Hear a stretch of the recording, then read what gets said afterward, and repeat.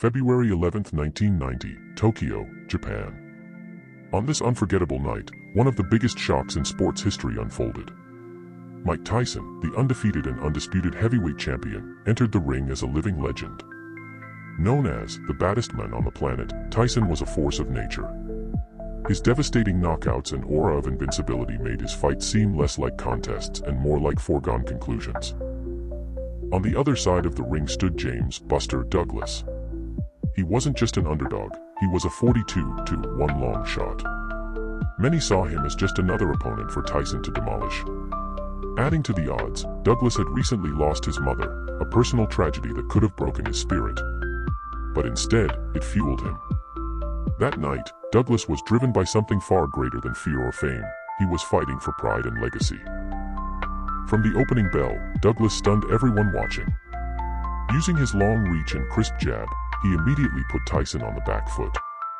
While most of Tyson's opponents fought scared, Douglas fought smart and with confidence. His jab wasn't just keeping Tyson at bay, it was snapping his head back, setting up combinations that landed cleanly. Meanwhile, Tyson seemed off.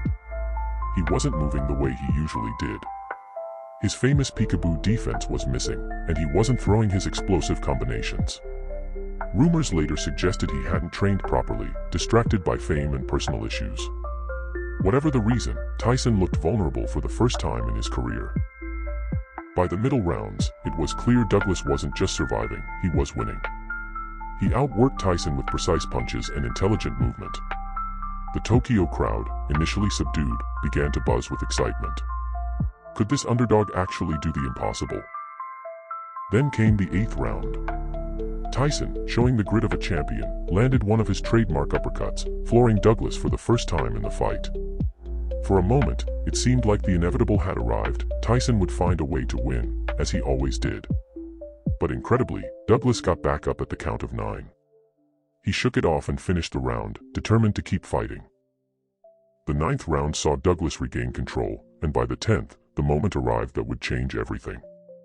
Douglas backed Tyson up with a clean uppercut that snapped his head upward, followed by a flurry of punches that left Tyson sprawling on the canvas. It was surreal.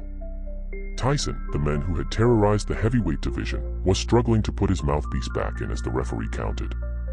For the first time in his career, Tyson couldn't beat the count. The world was stunned. The unbeatable Mike Tyson had been defeated, and James "Buster" Douglas, a man no one gave a chance, was now the heavyweight champion of the world. That night in Tokyo was more than an upset, it was a testament to the power of heart, determination, and the will to fight for something bigger than yourself. Douglas didn't just win a title, he gave the world a reminder: no one is invincible, and underdogs can achieve greatness when they rise to the moment. It was a fight that redefined the sport and remains one of boxing's most iconic moments.